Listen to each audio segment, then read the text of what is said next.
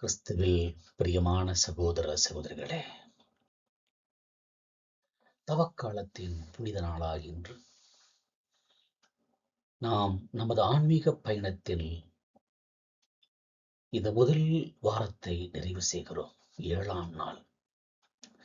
கடந்த நாட்களில் நாம் மனமாற்றத்தால், தன்னலம் மறுத்தல் மற்றும் பெருந்தன்பு ஆகியவற்றை தியானித்தோம்.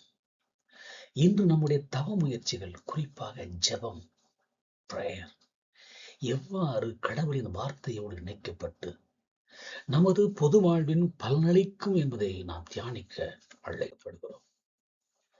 தவக்காலத்தின் நோக்கம் பலன் தரும் வார்த்தைக்காக காத்திருத்தல், ஜெபம் மூலம் கடவுளின் திட்டத்தை நிறைவேற்றுதல். இறைவாக்கின ஏசாயா மூலமாக ஆண்டவர் நமக்கு ஒரு உறுதியான வாக்குறுதியை கொடுக்கிறார். மழையும் பனியும் வானத்திலிருந்து வருகின்றன. அவை நிலத்தை நனைத்து முளையரும்பி வளரச் செய்து விதைப்பவனுக்கு விதையும் உண்பவனுக்கு உணவையும் கொடுத்தால் என்று அங்கே திரும்புவதில்லை. அவ்வாறு என் வாயிலிருந்து புறப்பட்டு செல்லும் என் வார்த்தையும் இருக்கும் என்று ஒரு வாக்குறுதியை கொடுக்கிறார். கடவுளின் வார்த்தை என்பது வெறுமையானது அல்ல, அது செயல்பாடும் பலனும் கொண்டது.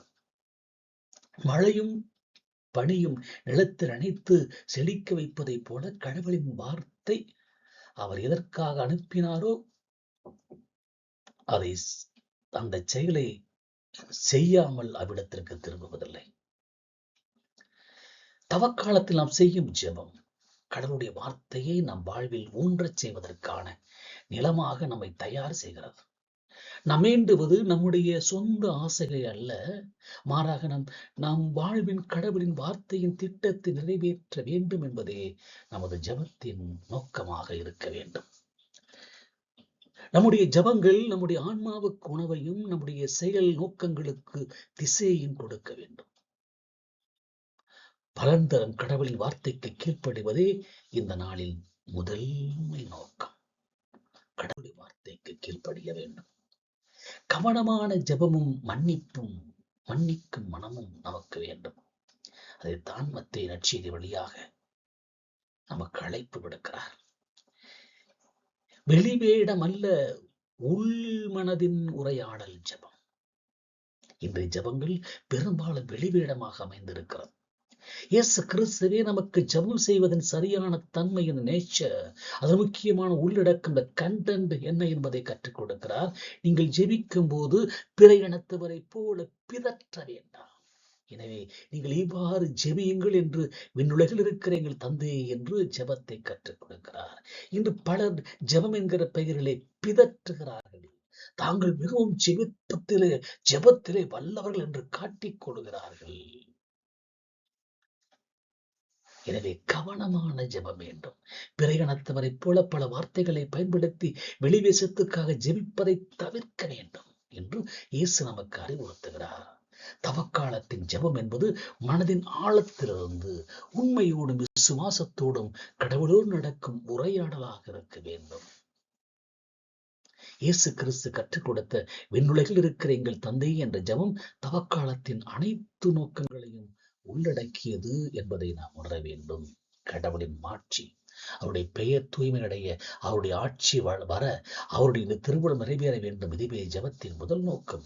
மனித தேவை, அன்றாட உணவு, பாவம் மன்னிக்கப்படுதல், சோதனையிலிருந்து விடுதலை அடைதல், இதுவே ஜெபத்தின் நடைமுறை பகுதி. ஜெபத்தின் நிபந்தனை, ஜெபத்தின் மையம் மன்னிப்பை நாம் மற்றவர்களுக்கு வழங்கினால் மட்டுமே நம்முடைய தந்தை நமக்கு மன்னிப்பை வழங்குவார். நம்முடைய ஜெபம் நம்மை உண்மைத்தன்மைக்கும், அத்தென்டிசிட்டி, மன்னிக்கும் குணத்திற்கும், ஃபர்கிவ்னஸ், அத்தென்டிசிட்டி அண்ட் ஃபர்கிவ்னஸ் அழைத்து செல்ல வேண்டும். நாம் பிறரை மன்னிக்கவில்லை என்றால் நாம் எத்தனை ஜெபம் செய்தாலும் அது கடவுளின் வார்த்தையின் பலனை கொடுக்க தகுதியற்றாய்விடும். எத்தனை முறை தவம் இருந்து வேளாங்கண்ணி திருத்தலுக்கு சென்றாலும் மன்னிக்கும் மனமில்லை என்றால் அதனால் எந்த பலனும் இல்லை. இறையியல் பொது வாழ்வின் பார்வை என்ன? வார்த்தையின் பலனும் நீதியும். கடவுளின் வார்த்தை பலன் தந்து நம்முடைய ஜெபத்தில் அது மன்னித்தலோடு இணையும் போது தமது தனிப்பட்ட ஜெபம் பொதுவான ஒரு மகத்தான தாக்கத்தை ஏற்படுத்துகிறது. பொல்லாத பேச்சு, பழிவாங்கல், வன்மம் ஆகியவை சமூகத்தின் நிலவு முக்கிய பாவங்கள். மத்தேயுவில் இயேசு விதிக்கும் மன்னிப்பின் நிபந்தனை இந்த சமூக பாவங்களை நீக்க வழிவகுக்கிறது. நாம் தனிப்பட்ட முறையில் பிறரை மனப்பூர்வமாக மன்னிக்கும் போதுதான் சமூகத்தில் நிலவும் பகைமை, வெறுப்பு, குழு சண்டைகள் ஆகியவற்றுக்கு முற்றுப்புள்ளி வைக்க முடியும். மன்னிப்பு என்பது மிகப்பெரிய சமூக நீதியின் செயல். உம் ஆட்சி வருக, உம் திருவுளம் விண்ணுலகில் நிறைவேறுவது போல மண்ணுலகில் நிறைவேறுக என்ற ஜெபம் நம்முடைய பொது வாழ்வை நோக்கிய தீவிரமான அழைப்பு.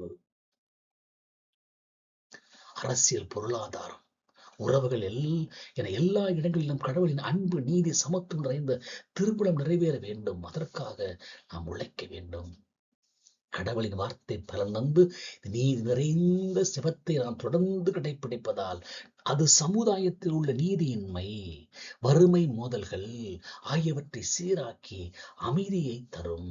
இதுவே ஏசாயா கூறும் செயல்படுத்தப்படும் வார்த்தைகளினுடைய பலன். இறுதியாக அன்புக்குரிய சகோதர சகோதரிகளே, பலன் தரும் ஜெபத்திற்காக திரும்புவோம். நாம் பிதற்றாமல் உண்மையான ஜெபத்தில் ஈடுபடுகிறோமா என்று பரிசோதித்து பார்ப்போம். கடவுளின் வார்த்தை நம் வாழ்வில் பலன் தர நாம் ஜெபிக்கின்றோமா என்று தியானித்து பார்ப்போம். நம்முடைய ஜெபம் நம்முடைய அடுத்திருப்பவரை மன்னிப்பதன் மூலம் சமூகத்தில் அமைதியை கொண்டு வருகிறதா என்று பரிசோதித்து பார்ப்போம். இயேசு கற்றுக் கொடுத்த ஜெபம்,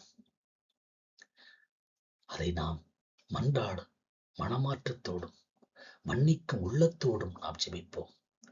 அப்போது கடவுளின் வார்த்தை விண்ணகத்திலிருந்து இறங்கி வந்து பலன் கொடுத்தது போல நமது ஜெபமும் பலன் கொடுத்து நம்முடைய வாழ்வையும் சமுதாயத்தையும் செழிக்க செய்யும். கேட்க செவியில்லோ கேட்கட்டும், கேளுங்கள் கொடுக்கப்படும் என்று ஆண்டவரிடம் கேட்போம், பெறுவோம்.